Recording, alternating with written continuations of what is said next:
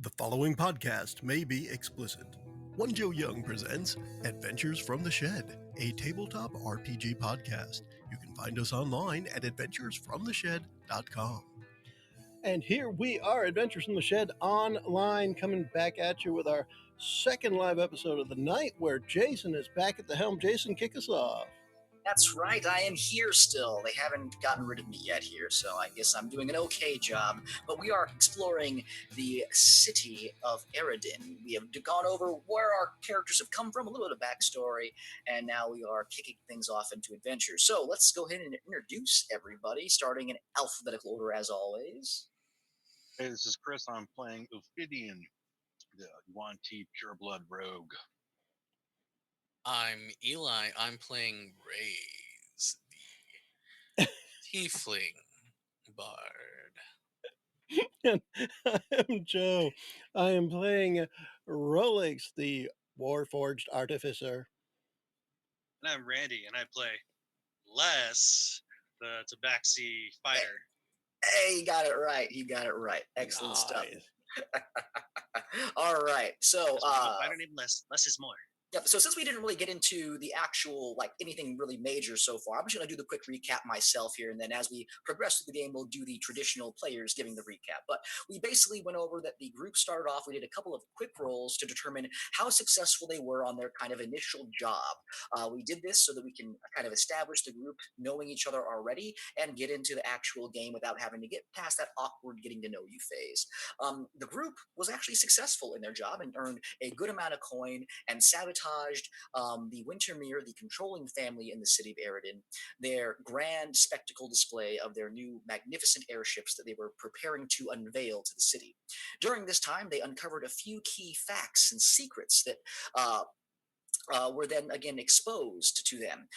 The Wintermere family has quarantined off parts of the poorer districts and is harvesting some sort of power source and materials from buildings as they are condemning them and basically making life more miserable for the people in that particular part of the area. Ophidian, using his alias, was able to go and retreat back into the Winter's Peak district and to the Phantom Arts Grasp, I guess, cover, as you will, and meet the chief editor of the Erridan Gazette, where he was able to get and procure a lead after suggesting to Annette that she reveal the whistleblower who first gave this particular job. Raze was able to again learn and discern some interesting facts about some of the contacts that Annette has. Well, Rolex struggled to learn the beauty behind art and the humanity behind there, whereas Les was again trying to again do his best to help out, but ended up spilling some wine onto a conspiracy theory style map and was quickly escorted away from it here, unfortunately. But we rejoined the group as Ophidian is done discerning what he has learned from the note that was given to him. Raze, Les, and Rolex have been escorted out of the office of Annette, and this is where we pick things off. Jason, let me ask you on kind of a world note here. The information you gave us ahead of time mentioned the Erridan Gazette. Do they have competing publishings, or is the Erridan Gazette really the only game in town? It is the biggest one, and Annette has actually done a good job as curator of the Gazette to really kind of silence some of the other ones. She herself is a little bit in that kind of controlling group, so there are a few other smaller publications out there, but that is the biggest one, which is why it's the most known to everybody. Okay. Now, are the others more like? Are they seen more like the National Enquirer and the Weekly World News kind of thing, whereas this is the New York Times? Exactly, yes. Okay. Cool. Exactly. All right, good to know. I think because Chris had to step away for a moment. Yep. I think we would probably step outside, and we've got to figure out where we're going next. So, Raze, you seem to have seen things that interested you on that wall. What was so interesting? The head of the Erridan Gazette seems to have her fingers in many pies. contacts weeks, months away from this portion of the city. Perhaps that can be exploited for later use. Or maybe we can find these contacts of hers. Of I particular note is the Echoes, a group said to get messages in hundredths of the time that it takes a courier to take a message. Is she a baker? I did not see pies. It's an expression, Rolex. It means that they have interest or control in different groups, factions, or facets of life. I like pie. As do I, particularly meat pies. Not a fan of sweets. Pies and sweets. Everything's good. What are we talking about? Pies and sweets, apparently. So there is a group named Echoes that sends messages. Yes, they send messages faster than traditional media can. Think of it this way. Whereas man is limited to horse and carriage to deliver a package, the Echoes could fly as the crow does. Worry Perhaps not the of street messages and would traffic. get there fast if we didn't destroy the airships. I assure you, Rolex, those airships were not part of any information network. All right. Okay. So, Ophidian, you hear your friends talking over the some of the information they gathered here. You finally finish kind of discerning what you learned from the note that you got from Annette, and you guys are all together here. What would you like to tell them, Ophidian, and what would you guys like to do? If I said the word the timeless fang, what would your response be, Raze? Do I need to make a history check, or do I know this group? You would know them. The fifth form actually has had some dealings with Timeless Fang agents, and in the most recent several weeks, they've had a few run-ins, not bad run-ins, but collaborations as far as passing information along and things like that. So you don't know any contacts yourself, but you do know of them, and you do know that they are not not an enemy. They're not an enemy rival of yours. I've heard rumor and hearsay that this Timeless Fang group is an ally of the people. They seem to collaborate with those who have the people's interest in mind. Do you have a name of their leader, a location? Oh no, groups like these are very clandestine. Anonymity. There's always a is way power. to find someone, somewhere, sometime. So, Rays, you would know that there are two places that you go to. One where your particular organization, you have contacts to get information in District 15, the Stew and Pearl.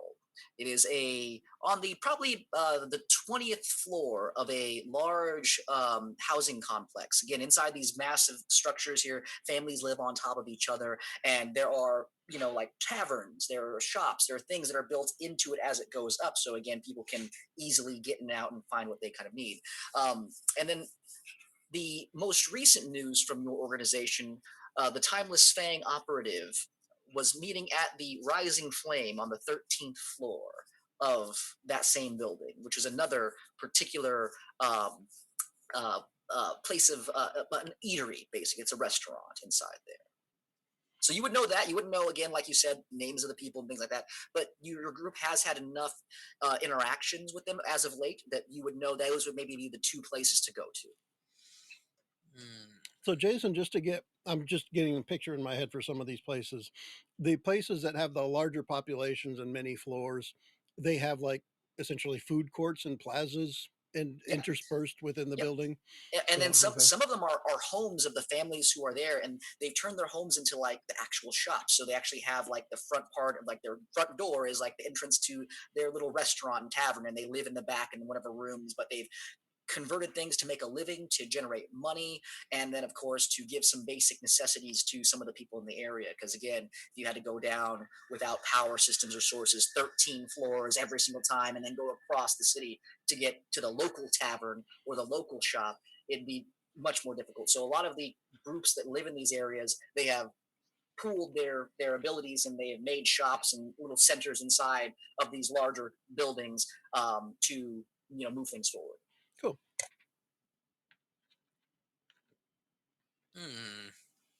Well, I may not know any particular individuals, although I have heard of some local haunts that they tend to frequent. I may be able to take you to one, but for safety's sake, I would have to take you to the other first. The other?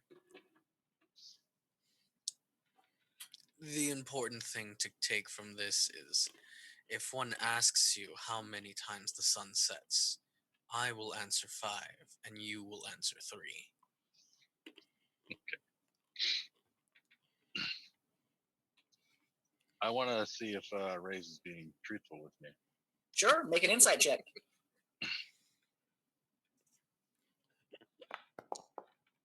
Yes. Interestingly enough, 5 and 3 is 8. You believe him? Okay. I'm very enigmatic. It's hard to get a read with this damn drawl. Get But- to the point, Rays. Then Yeah. will I say 1, or do I say 7? You say 3, Les. I love the background, Randy.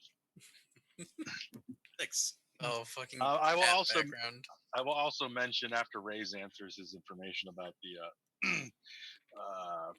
the Timeless Fang. I'll see if Rolex or Les have heard anything about them as well. Okay. All right. Rolex and Les, make me an insight check to see if you, or a history check, either one, determine if you would heard anything or if you would have known anything about them. Insight's better for me. Oof, crushing it. Damn. You really do be knowing people. Damn, Randy. That's another 20. Damn, Randy. And that's another 8. Why does So it I say would say- less on that I one? would say, Jason, for Rolex, he would just hear, because the tasks and stuff he does do not really involve high society. He just spends a lot of time on the ground, and has probably heard what you had already said, where the people on the street look up to the Fang, but they don't necessarily talk a lot about it. Yeah, I would agree with you on that one. Okay. But Les, yes, you've actually, through some of your past dealings, and again going around and being the type of charismatic fighter that you are, and doing some of the things you've been doing, you have heard of the actual name of the head of the Timeless Fangs. He's called, or she's called. Again, it's enigmatic. You don't know who it is, but they call this person the Iron Ghost. I'm writing that down. Is that ghost or Iron- ghosts? Iron Ghost, Goat. singular. Okay. Iron Ghost is what they call him. Distant cousin to the Iron Butterfly. I'll relay that information with Yeah. the rest of them. And then you would also know that several of the people who know the Timeless Fangs are in the same tavern, the Rising Flame, in the Poor District. Does that name, the Iron Ghost, ring any bells for me? For you, no, unfortunately, not yet. You said District 12 or District which one? District 12. District. Okay. Is that the other one you wanted us to go to, or is that the one you wanted us to stay away from? No, that was the one. That was the one that has the quarantine zones with the obsidian. You pretty Yeah. much have to go through 15 to get to 12, or is there kind of a border there that we could There's a get? way to get through there. The city is big enough. There's so many thoroughfares and Okay. streets and side streets. You guys can get through there. And again, it's portions of the cities that are quarantined right now.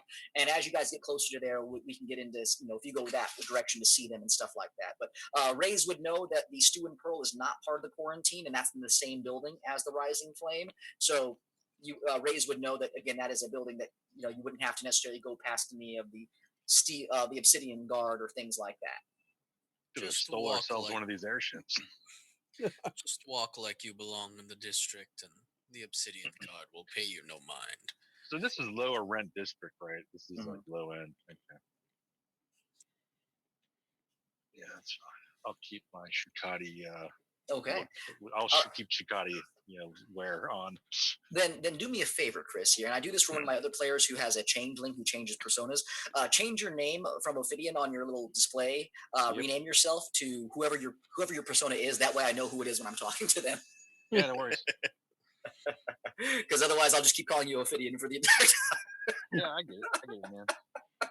All right. No worries. So you guys are heading into District 12 to are you heading to the Stew and Pearl first, or are you guys going to go straight to the Rising Flame? I would recommend that we go to the Stew and Pearl first, so Raze can confirm whether anyone from Timeless Fang is in the Rising Flame or is set to be there. If they're cooperating with Fifth Form, then that would be relevant information that they would have. So I think it would be smartest to go to Fifth Form first, the Steward Pearl, just to confirm that we're not just going to go to the Rising Flame and waste our time. Okay. Is everyone in agreement? Yeah, it works. How would you guys Follow like? your lead. How would you guys like to try? You guys are in the Winter's Peak district. The Stew and Pearl is about almost a day's travel away in the city. If you decide to walk, there is, of course, the Steelden tramways, which is the electrical cable cart kind of system that can kind of go from there. You guys can hire horse and carriage if you would like to, or you can try some other means here, but it will cost you some money depending on where you want to go and how you want to do it. I will go with whatever is the high roller kind of stuff. That's what I would pick. Okay, so that would be the luxury cars on the Steelden tramways. This would be the fastest way. That would take you about a quarter of a day to get there on the Steelden tram. Is that the fastest route? That would be the fastest route. At the cost of?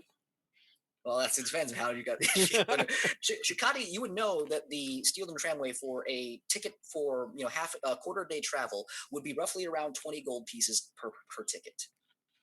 And do I have any contacts that I can get a better price?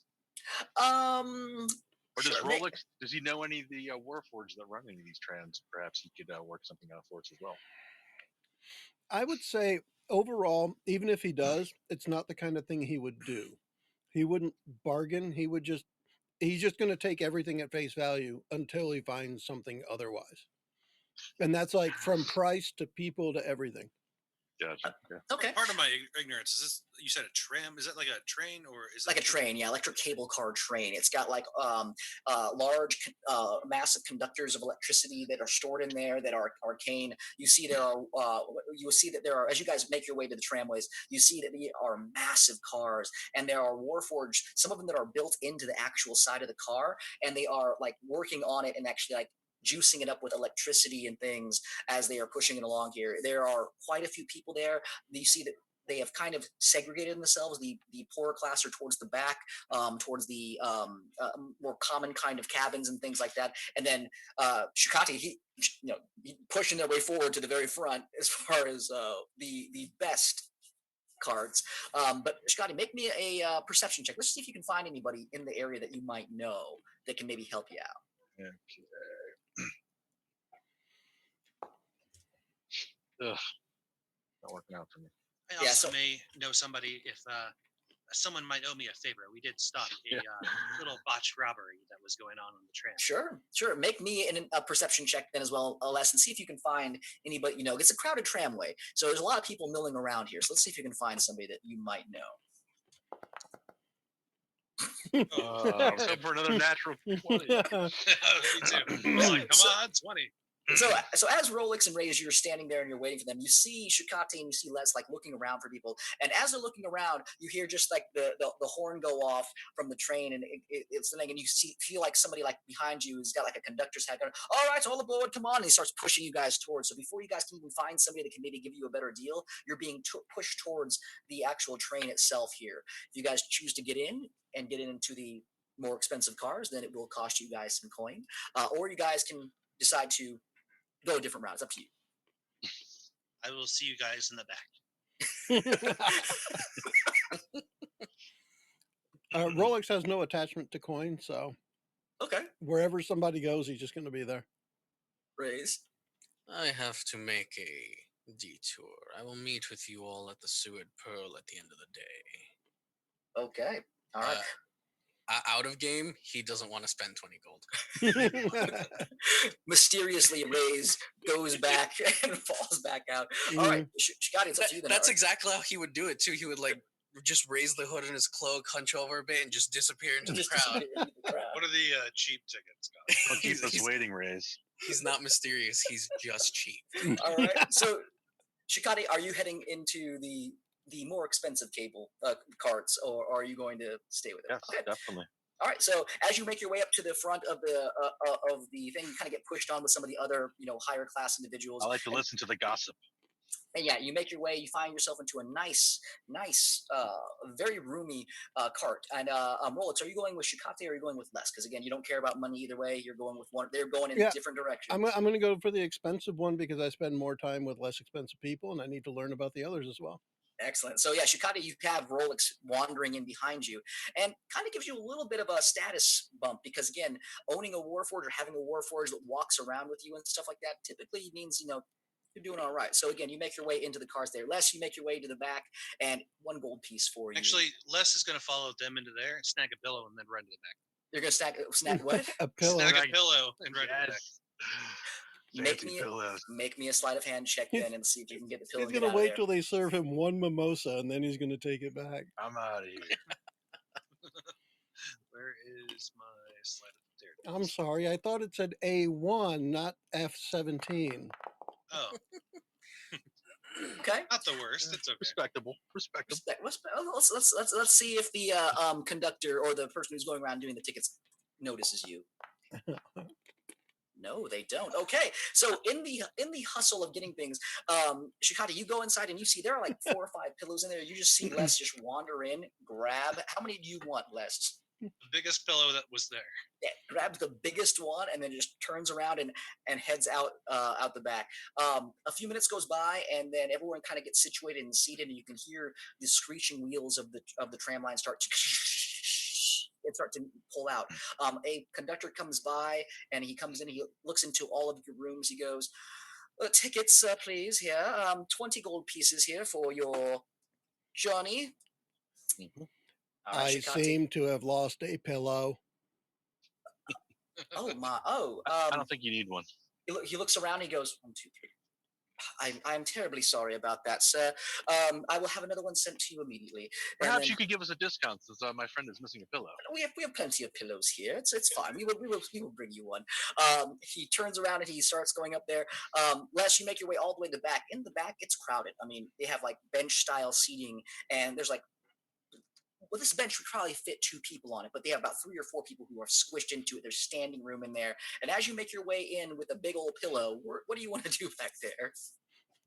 He just kind of looks at everybody and then just kind of climbs out to the top of the thing, sets the pillow down, and lays on top. On the top of the actual tram? Oh, yeah.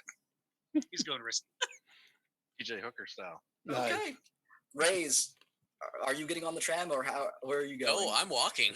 Okay. I'm walking. It's gonna take you a full day to get there. I have no problem with that. Okay. That's their problem. All right. Well, as you guys continue on your journey out there, Les, I need you to make me a dexterity saving throw to see if you can hang on as this thing goes through. Because as you're going on, it's on electric tramway, and there are tram lines above it, and those things are electric. Oh no! Oh, so close! Ah, so close with a 3. So he falls on and then it Razor's was like, head. So as you sit back onto the actual top of the tram cart, you're like, why is nobody else thinking of this? And you look around, and yeah, you're the only one up there right now. And then all of a sudden, as you're like enjoying the wind in your hair, you are looking down at some of the buildings go by, and you can see there's a crowd of people up at the next like junction point as you're passing there, and they see you and they're pointing at you and they're pointing over this here, and you're like, what? And as you look over, there are 2 massive electrical cables that are like hitting the top of the tram itself and charging a lot of those electrical conductors out there. And you can see it happen, and you're like, oh no. With a 2, Let me import your secondary character in.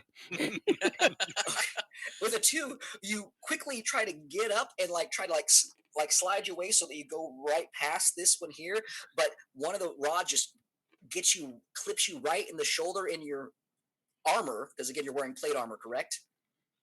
Yeah. Yeah, Yes. and a massive surge of electricity goes through your body. You start. It's almost like one of those cartoons where you can see like the skeleton of the cat. It's like a kid. You take 6 points of bludgeoning Meow. damage, and you take 3 points of electrical damage Meow.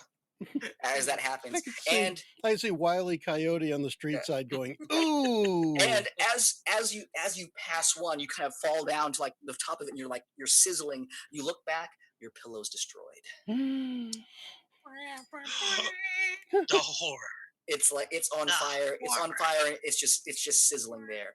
And then as you look over again, you can see not too far down the line there are more of these conductor points coming up here. What do you want to do? He scurries down as fast as possible.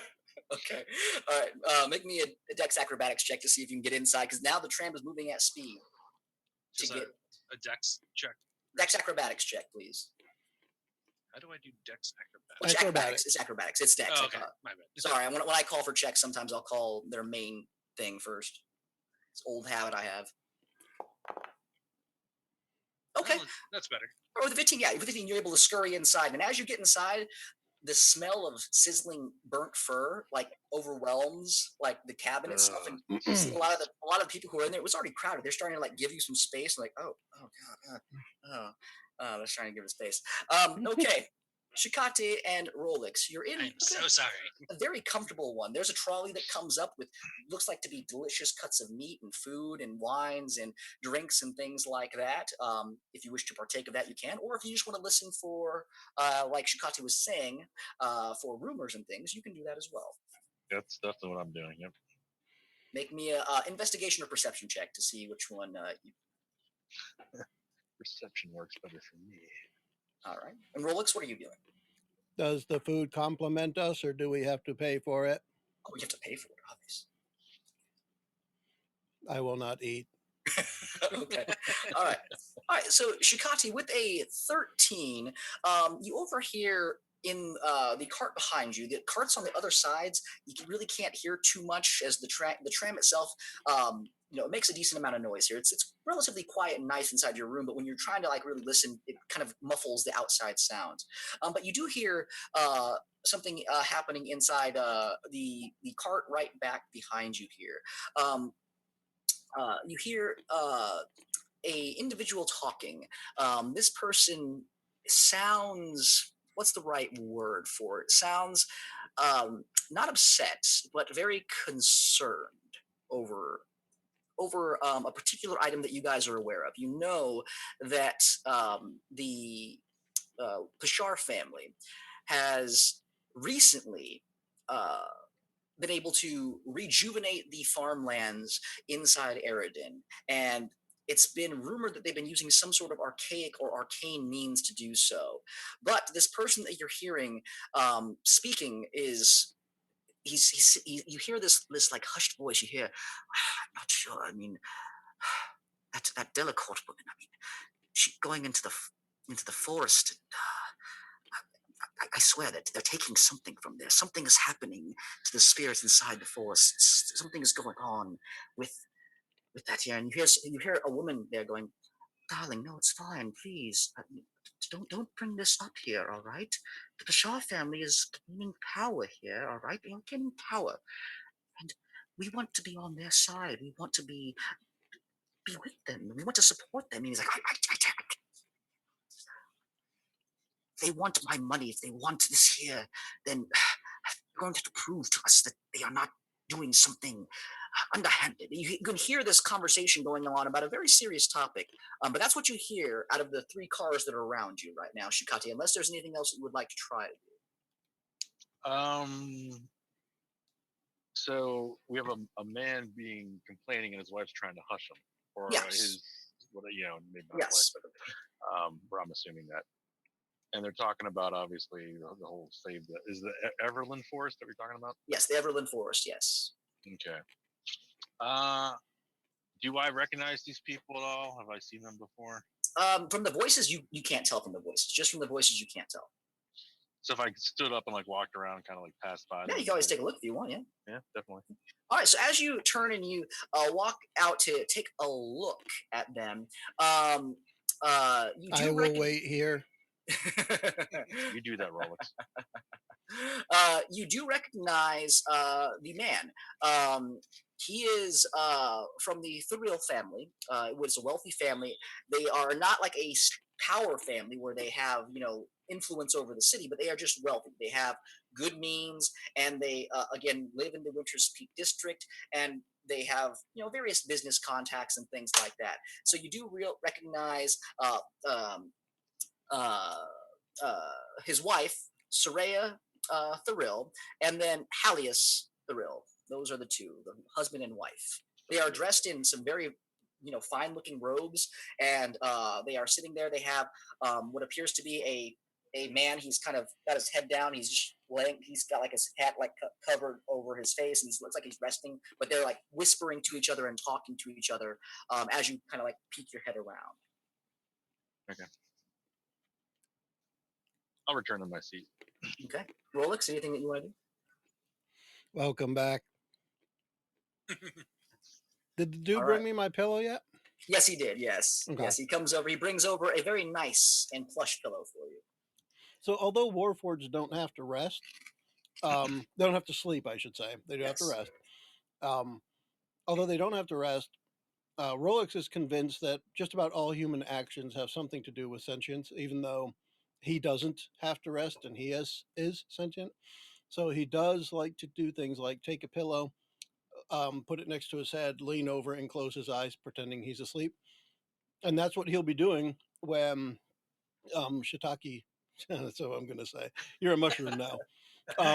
When Shiitake comes back and will still, without opening his eyes or anything, to do the welcome back and just continue to pretend like he's sleeping because there's something important to that.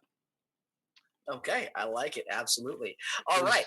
Do I know anything about the Everland Forest at all? Like she mentioned spirits. I assume there's some fae in there or something, or do I not know anything about it? So I would say that you would know something because you were working your way into the Duke Jandal's legal counsel. So you were working your way up into there. You just kind of got your foot in the door with it here. And there was a lot of documentation from his legal counsel over the Everland Forest and what was being brought out of there. Duke Jandal has spent a lot of money sending expeditions into the forest to retrieve things. And you really haven't figured out what's being brought back and what they're using it for, but they are spending a mass amount of coin to go into there. Right. Supposedly some axemen then has disappeared or something like that. Yes, they have had some incident reports where people on those expeditions have been hurt. Some locals that are native to that area have reported instances in the forest that have again increased in violence and disappearances, but you're not 100% sure as far as what's going on in there specifically. Also, there's probably a newspaper in this train car, right? Of course, yes, absolutely. So the Erridan Gazette that's on the on the bench in the train car actually is open to that page where it talks about saving the Everland Forest. And the article says that the forest has recently started to rot and many trees are dying, and talks about what Jason was just saying with the Duke claiming there's nothing to worry about, but they keep doing rapid expansion and construction and stuff like that. Absolutely. So we have some information to the general public as well. Absolutely. Oh, look, the latest issue of Gith Yankee Field is here. I like comics. All right. Now, Rays, you're just walking there, right? Or are you trying to find some other means to get there quickly? Oh, no. I'm straight up just walking. Maybe Okay. I'll stop, grab a bite to eat for lunch or something. I'm taking my sweet time. I'm not spending 20 gold on a ticket. I see him sauntering. I'm not supporting these corporations. All right. So as you're making your way up, Is here your cat? as you're making your way up, you're kind of following the cat fault. Wow. You're following the tram line a little bit here as you're following again because the tram line goes through the city and there's things on the city as far as eateries and things like that, and you're making your way down there, and about an hour into your journey, or not even an hour, maybe a few minutes into your journey, like you're walking through and you come across there's like as you're passing the tram lines, there's a like bunch of like a singed fur smell behind there, and you can see like some like charred feathers like resting on the actual tram line, and you're like, huh, interesting. And you keep making your way down to there. I'd Make like me to take some of the charred feathers. sure, yeah, absolutely. Yeah, go over there and again you grab some. As you're grabbing some, make me a perception check real quick. Perception. Where are you? There you are. Perception. Normal. What do I got? Not good. Dang. Mm, All right. So as you're going down there and you're grabbing some of the char and stuff, you look around and you swear you thought you heard or saw something off in the distance. You're not 100% sure, but you thought you saw somebody you knew farther down the line. Hmm. Sus. Sus AF, mate. Oh well. It's just a hunch. It's just a hunch. I'll keep it in mind, but I won't let it bother me. Okay. All right. Very good. Very good. All right. So as you start making your way down, the train goes on. It's starting to continue, and as it's moving forward here, you guys kind of settle in to the journey. But I need everybody. I need Rolex, Les, and Chukate to make me a dexterity saving throw, please. hopefully it's better than we've been rolling here. Oh yeah, Yeah. that's a 20. Hey, Just out of curiosity, how many charred feathers did I pick up? roll me a since you got a 3 for your perception, we'll say you only find like 2 that are really good. Okay, two I charred rolled a 4, feathers. so I got Ooh, okay. So as you guys are sitting there and you're resting, and again, Rolex, you're kind of resting, but you're not resting. Oh yeah, All definitely of a paying sudden, attention. all of a sudden, from outside of the tram, you guys hear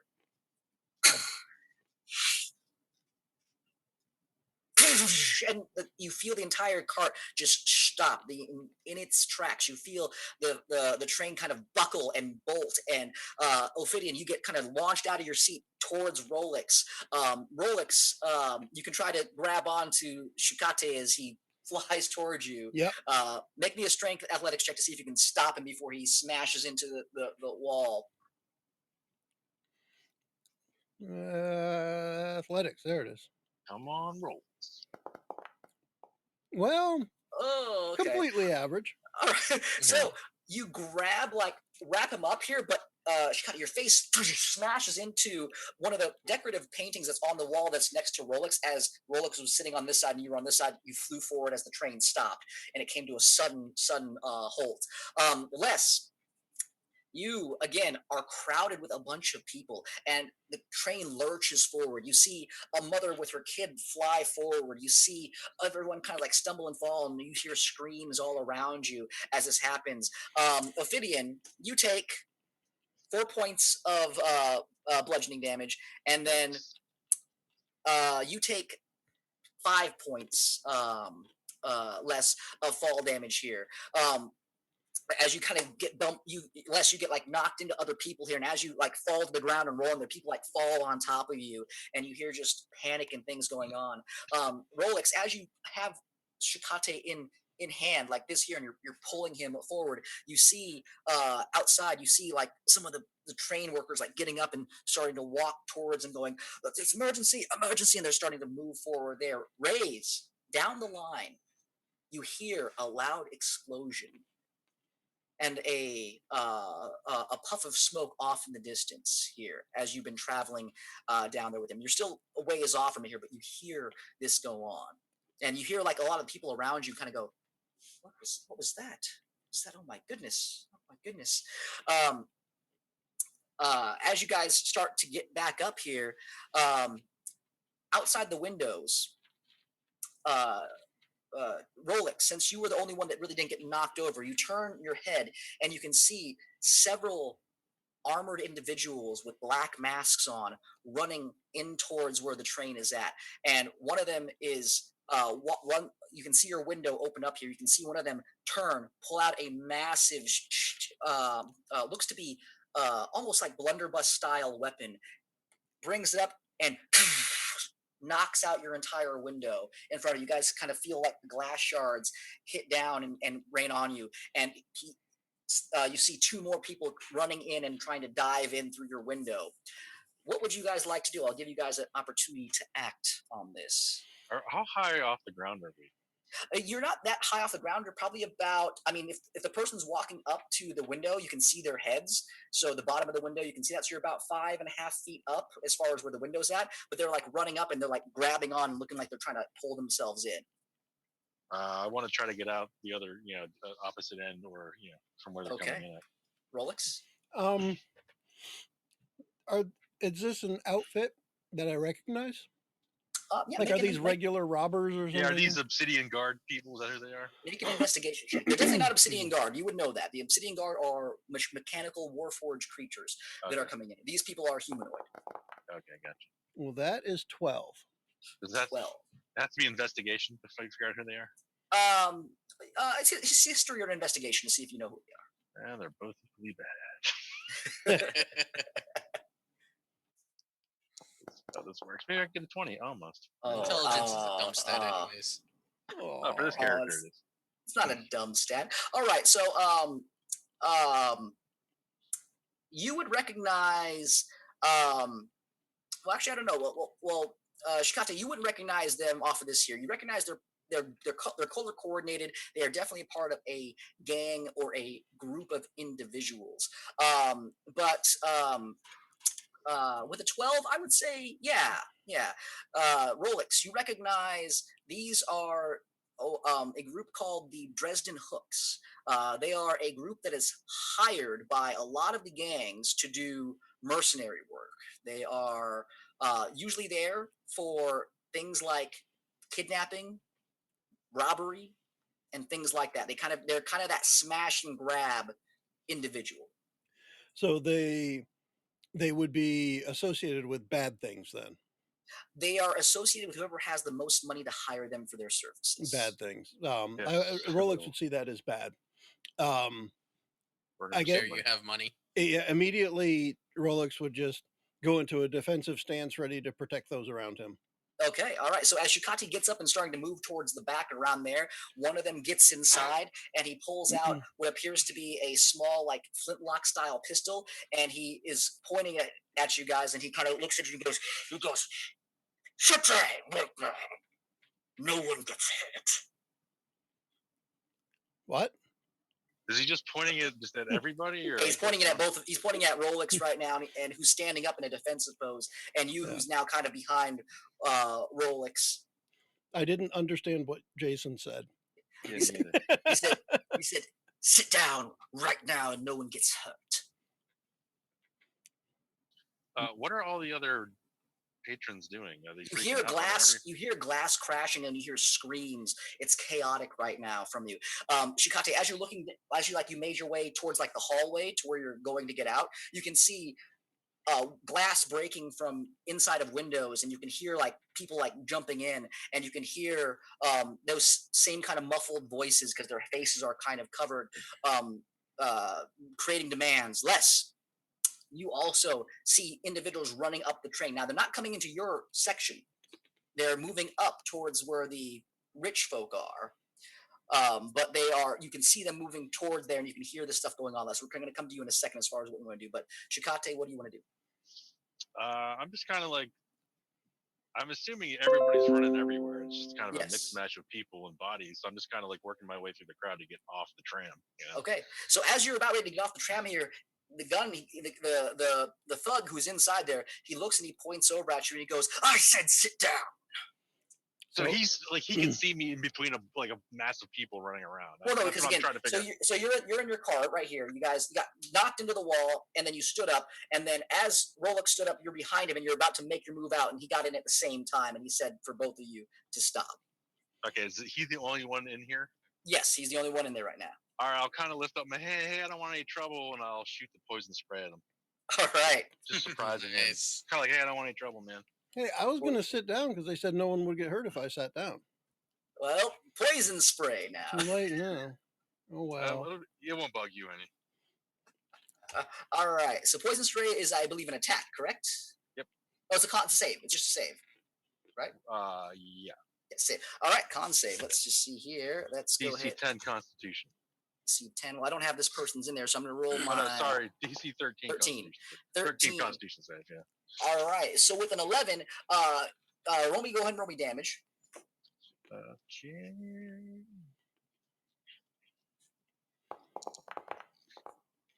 Okay. All right. So as you say, I'm not going to touch you. You release this jet of what is it? What color is your poison? It's green. Okay. All right. This stream of just green mist just flies out, and it hits him in the face, and you can see him start to cough, and he starts to stumble back around, and his gun just kind of goes off, not in anyone's direction, but it kind of just goes off because he pulls the trigger as this happens. He's like, Rolex, is there anything you I want to grab the weapon from his hand. Make me a strength athletics check, please. Can I do dexterity? Sure. Dexterity, sleight of hand check then. Huh? Let me see what I got here. If he's I hope coughing, it's I good. want to move into put a blade That was into him. close. Ooh, okay. So as you go to grab it here, you grab it. He's like, no, and he kind of starts wrestling with you. The gun goes up in the air. As it's going up in the air, go ahead and make me an attack with advantage because he's engaged with Rolex right now. Shikate. Sounds great. Oh, Yeah, it does. Almost hit it. Yeah, hold on. Almost hit normal roll. Okay, that definitely hits. Roll me damage, please. Damage. Well, this will be sneak attack, right? Technically. Yeah, absolutely. All right, so here's Oh, the regular no. damage for the rapier, and then I will get the sneak attack later, which I think, let's see. I want to say it's just 2d6 right now for sneak attack. Yep.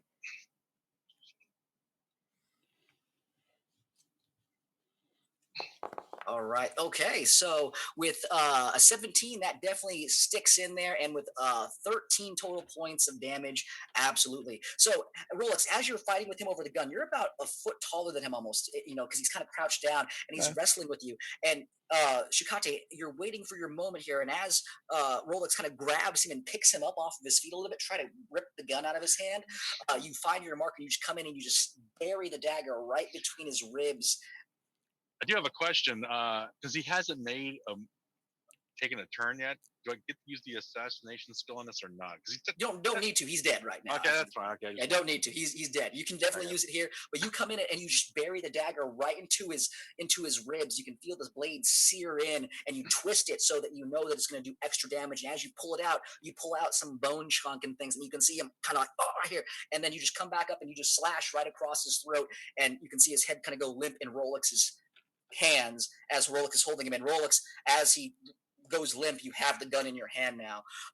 Shikate, as he falls and crumples to the ground, you can see some of the people outside in the black robes and things like that. You can see them pulling somebody out of the car that's a couple of feet in front, a couple of cars in front of you. You can see them grabbing someone and pulling them out and trying to take them and pull them out of the actual into the actual like buildings that are off in the distance. You can see people off in the distance like running and screaming as well, but there's a group of them that have this individual who's like kicking and screaming, and she's fighting, trying to get free, and they're like dragging her off right now.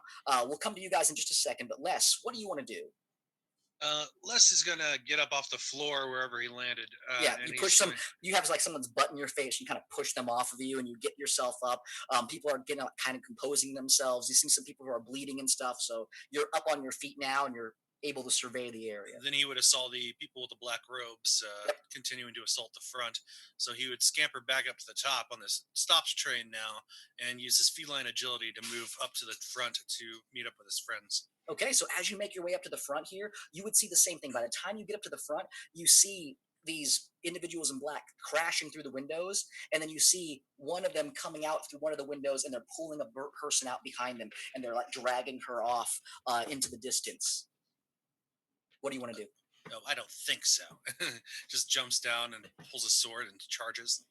All right. So as you pull down the sword and charge, there's two of them like dragging this woman here, and she's like screaming. She's going, "Help me! Help me!"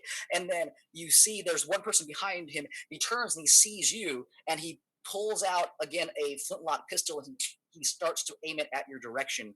Um, Shikate and Rolex, you see your friend. You hear like footsteps on the top of the roof step, and then you see a tabaxi drop down. And you have a sword. Is that correct? Les? Yes. Yeah. Long. You see shing, pull out this long sword and just wield it around and start running at them. What do you two want to do? Immediately ready my crossbow to shoot the guy who's about to shoot Les. Okay. Shikate? Do I recognize the woman's voice, or can I see who it is from this distance? From this distance, it's very hard to see. So go and make me a perception check, and we'll see. It's a high DC, but we'll see if you can see that. Okay, anything's possible. Yeah. I got some points. I got some points in perception.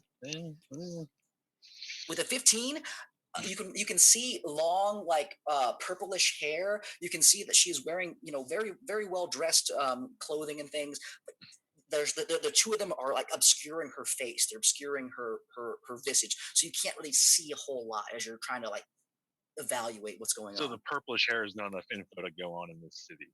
Yeah, not enough on this one. Yeah, Here. that's fine. I will just see if there's any identification on this Dresden Hooks guy, and Okay. I will also take his mask and part of his robe and store it away for later use, possibly. You have to get it washed first because there's a lot of blood from That's what you did totally onto it, fine. Yeah, you're good. Totally Which you're I good. will be taking it though. All right. And then Raise, because I don't want to keep people out of the fight and stuff like this here. Are you wanting to investigate and rush forward to see what's going on? Is it going to cost him anything? Did we have an operation today? I don't remember any hits. Was that the tram my companions were on? Oh, fine. I'll cast Disguise Self to make myself look like a city guard. Okay. Pull out my Ikla, draw it, and just start running forward, belting at people. Out of the way, city guard. Okay. All right. So for the sake of getting the group back together here, we're going to say that Ray's books it. He just books it and books it and books it and books it. Ray's, make me. I need to make. Let's see. You can make 3 strength athletics checks, or you can make 3 dex acrobatics checks, and to see how quickly and safely you can rush out there. If he overexerts himself. Exactly. Yeah. He'll get there. I will definitely go acrobatics because athletics is +0. Go ahead, go for it. Give me 3 rolls, and let's see if you can average decent enough to get there without overexerting yourself and catch up to the group. Can you just Nightcrawler Bamf yourself over here, man? Okay, 14. 14. Okay. 14. 16. Yeah, absolutely. So you hoof it. And again, you go through some narrow corridors and stuff, and you're catching up. But as you're catching up, you can see that smoke coming up farther and farther. You can see it getting brighter and brighter. You can see people kind of like running past you as you're making your way up there. And as you're making your way to the back of the train, off in the distance, not too far ahead, you can see on the top of the train, Les jumping down and then pulling out his sword and engaging with 3 individuals who are up ahead. One of them is pointing a flintlock pistol at him currently. You're a little ways back, but again, you are now back up to where the action is. And again, but didn't have to overexert yourself to the point of exhaustion, which was what it was going to cost you potentially to get up there. Okay, so let's go ahead and I think because we're about to get in combat, I think maybe we end here tonight before we get into it. Unless you guys want to keep going, because again, it's we are at another hour marker, basically, almost. I mean, I'm good to keep going, but it's up to everybody else. Same. I would love to keep going, but I don't know if y'all have noticed here in the Zoom call, but I'm having Sleeping. trouble keeping my eyes open. I think why don't This we is very pause? exciting, and I Why don't want we to pause continue, here but- and sorry. talk about the game so far for a few minutes? Okay, Sounds good to me. Yeah, let's let Eli go first because we want to keep him awake. We This game has been this setting is very very intriguing for me. I've never played in a cityscape type of game, so being thrown into this environment, it's very new for me. And even though I don't have a lot of experience with it does feel like you're bringing a lot to the table, Jason. Thank Like it feels like we're in a city. I can see the skyscrapers. I can hear the tram, the bustling foot traffic. I can smell the street foods. I can hear the chatter of pedestrians. It's almost surreal in a way. It's it feels real to me, and it's really helping me get into character. I'm very excited to see how this advances in the future. Oh yeah, I'm excited to see that. Thank you. I try to paint as good a picture as I can. Cool. I think that's about it from me. I don't really have a lot else to say, like story wise, because we're just getting into You it. just getting into But it. the characters are a blast. So Yeah, I'm loving everyone's character so far. Everyone's has a good character so far. I like how Randy mentioned feline agility after he had already failed 2 dexterity checks. It has to do with movement. It doesn't have anything to do Yeah. with have you Yeah, seen? you get to speed it up. Now, Have if I you would have been seen given cats try to perception, jump? Oh, cats are hysterical when they're surprised. if I would have been given perception checks, I have advantage on those. So Cool. It's just those videos of the cats trying to jump from the counter to the table, and they just hop off the Yeah. table and just stop moving. Just Cool. I now gotta, Les is just dreading the room full of cucumbers that he's going to step yeah, on. I gotta agree with Eli as far as the setting where, although I've played in city settings, nothing is sprawling as this. So it's like I love the feeling that we're going to be in a city the whole time, and I'm thinking of like comparisons to the real world because it helps me to picture stuff too. And when we talk about the little bit of forested part in pretty much the center of the city, I keep thinking of Times Square and how it's so stark, where there's trees and then there's just flat building faces, right? It's like also the most Central expensive Park. property. Yeah. And that kind of stuff, I think it really plays into how we can get into the setting because there's familiarity. We've all been to a big city or at least seen big cities on TV and stuff, right? So it's a little different from maybe we haven't all played in a dungeon in real life and wandered about the countryside like we normally do in a medieval fantasy game. I think it helps to have some familiarity with the setting. I think that's really cool. I like it. Oh yeah, Awesome. I'm enjoying everything so far. I'm just trying to find the cat footing with my character so far. I'm liking how things are going. I'm trying to keep up with the story and like think about my character as well. So I'm getting a little mixed up on some details, but you guys go over it pretty decently, and you guys seem to know what you're doing. So I'm just doing the best I can. But loving everything so far, Jason. It's been epic. It's a good thing we seem like we know what we're doing. Yeah, I agree with that's all we can ever do. Just seem like we know what we're doing. I agree with what Eli was saying about this. Go ahead. Go ahead. Yeah, I've definitely been taking a lot of notes to keep up because I definitely love the intrigue and stuff. It's definitely how I've done a lot of my past campaigns where it's there's webs upon webs upon webs everywhere, and there's factions out the ass and like everything. Each one of them might tip the scales a certain way, and it's great. I love stuff like that. So I'm glad I have a character that can kind of like play all sides of the power struggle. hey buddy, can you pass me your notes? I didn't study for the test. That's one thing. Notes will probably be very helpful for this one here, and that's because there are a lot of threads going on here. But you guys gave me a lot of stuff when it came down to your backstories, and even some of the stuff like from Les and Rolex. It's going to come into play, and it's going to be pretty cool as how it ties in, depending on what you guys do, and depending on how you guys go about attacking the city. So, but we'll see. But yeah, I know we're going to get into combat here, and there's some things in this particular scene that I know might take a little bit longer. So I think now is a good time to pause, and then we can kick things off. And light the fire so much here.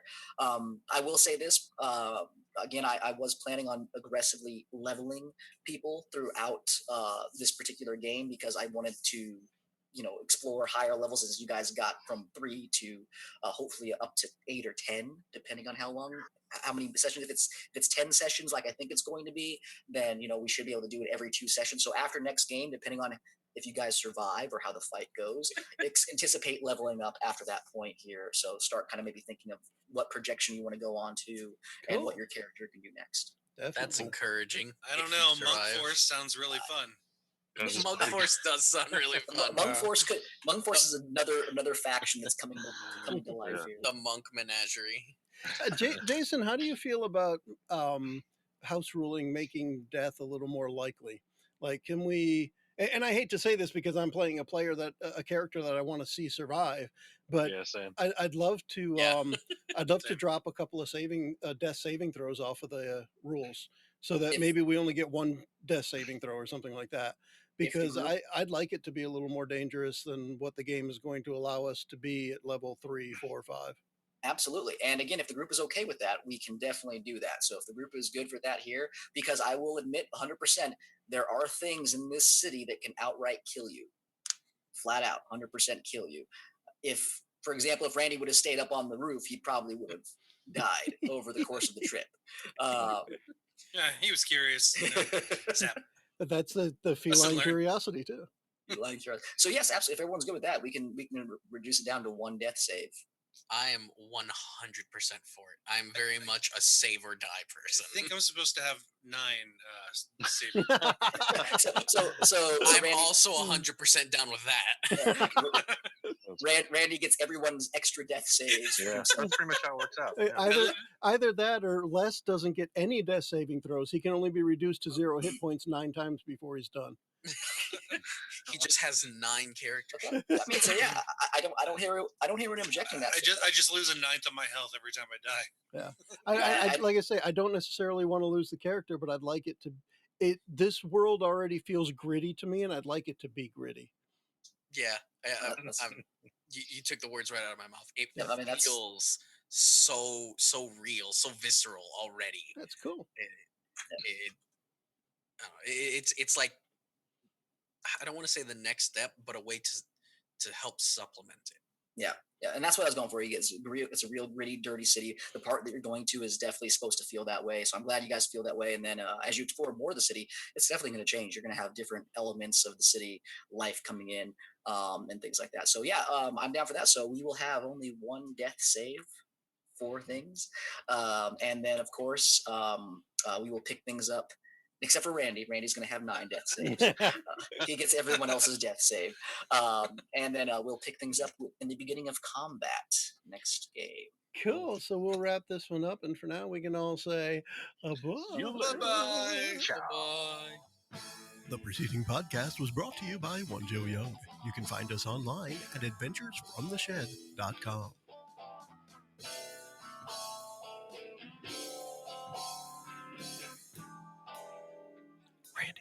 That was a catastrophe. Oh. I'll see myself. Yeah.